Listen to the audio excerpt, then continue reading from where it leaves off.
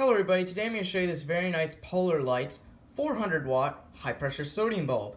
Now this particular bulb was bought at a restore in Phoenix, Arizona for $1 or $2, so that was really nice and cheap if you ask me.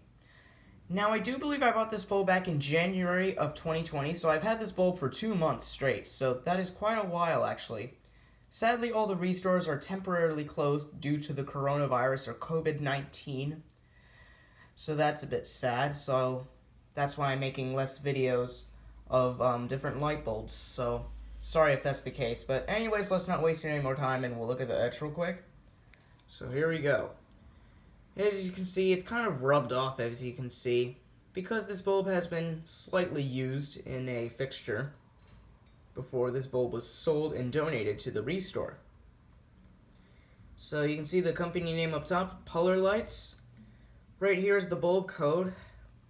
HPS 400W is the wattage. MOG is the base type, which is mogul base, and the bulb shape right there. This is a elongated dimple 18, I believe. So the rest of the stuff is all worn off, as you can see, all rubbed off.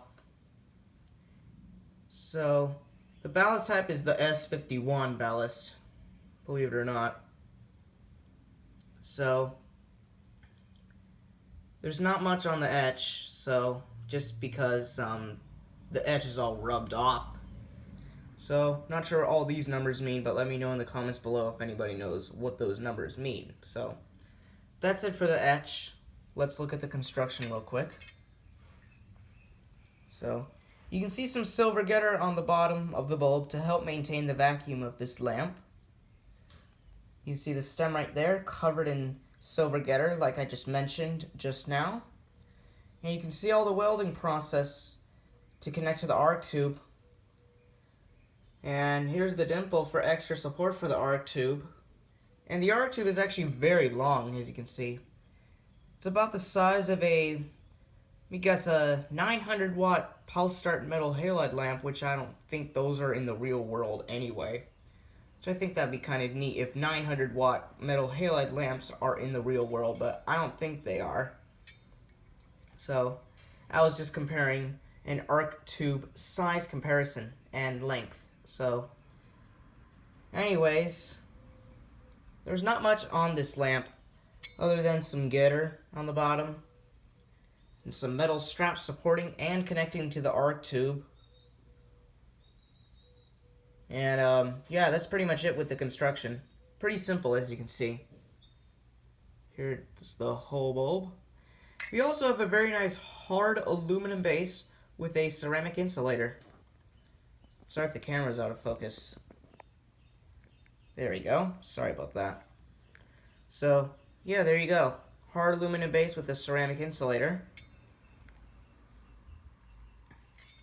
Yeah, there's not much about this lamp with the construction in the etch, because this has been used and the etch is all rubbed off, almost rubbed off completely. So now I'll give you some specifications about the bulb and then I'll turn it on. So this particular bulb here produces 50,000 lumens and has an average life of 24,000 hours. So that is quite a long time, and the brightness is, wow, that's really bright. Color temperature of this lamp is 2100K or warm white. I'm not going to put the color temperature in the description below of the video because that only applies to mercury vapor and metal halide bulb videos that I make. So high pressure sodium bulbs don't include the color temperature because, you know, the color is obviously orange from all the sodium in there.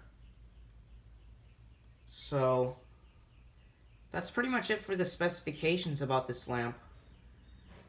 So anyways, I believe we're ready to give this bulb a shot here. So let's go ahead and we'll give it a shot and we'll see how it starts up. So I have this plasma ball right next to the socket of the bulb because, yes, I'm actually using my 400 watt metal halide ballast kit that I made back in September of 2019. So that was like 6 months ago. So I've had this fixture for 6 months. So the reason why the plasma ball is right next to the fixture is because this ballast does not include it doesn't include an igniter. It only includes the capacitor and the ballast core itself. the plasma ball gives off static electricity, and then there's enough static electricity in the plasma ball to ignite the bulb. So it's going to ignite the lamp, and that's how it's going to be turned on. So I do not have the actual ballast for this bulb yet, but it'd be cool if I actually get one. I'll make a review video on the high pressure sodium 400 watt ballast kit, and I'll probably make a tutorial video about how to wire up a ballast.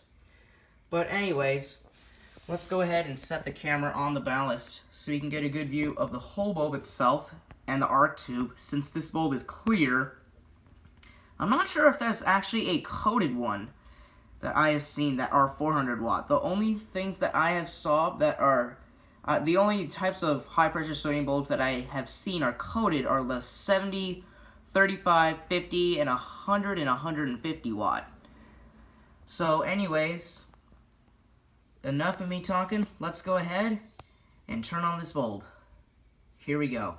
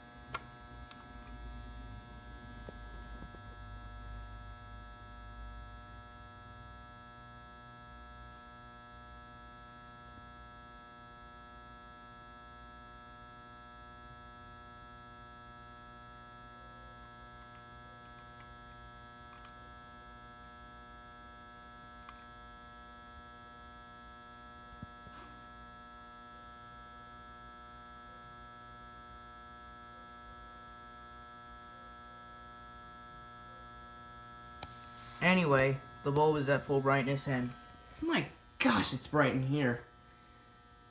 So, anyways, you can see that this bulb lights up this room quite nicely in very nice orange, or somewhat sodium yellow. So, this bulb is very, very bright, and this is a quick disclaimer. Whenever you're testing out HID lamps, always wear safety protective gear like I'm doing. Like I'm wearing welding goggles.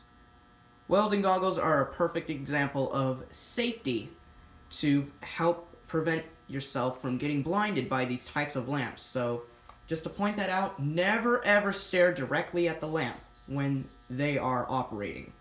So anyways, I really hope you enjoyed this very nice PolarLites 400 watt high pressure sodium bulb. So anyways, please comment, rate, and subscribe, and thank you all so much. for watching.